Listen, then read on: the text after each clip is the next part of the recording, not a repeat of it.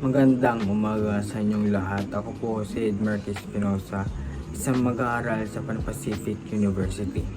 Ngayon, nais kong ibahagi ang aking compassion o unawa kung gaano ito kaimportante o mahalaga sa ating kapaligiran.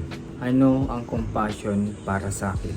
Para sa akin, ang higit pa sa simpleng awa. Ang awa ay isang damdamin at ang compassion, ito ay gawaing malasakit. Ang example nito ay, kunwari, may nakita akong bata na may hawak siyang basura at ito ay nabubulok.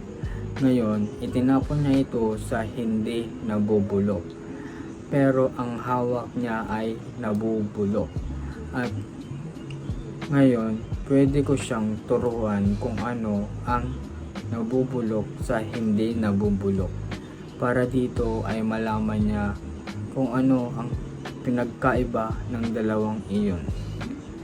At ito ay pwede ko siyang matulungan. At ito ay isang compassion. Ang compassion ay hindi lamang nararamdaman. Ito ay sinasabuhay. At kung tayo'y sama-samang kikilos at makikinig, ito ay kaya nating mapabago ang universidad, lipunan, at mundo. Muli, ako po si Edmer Espinosa, isang mag-aaral sa Pan Pacific University.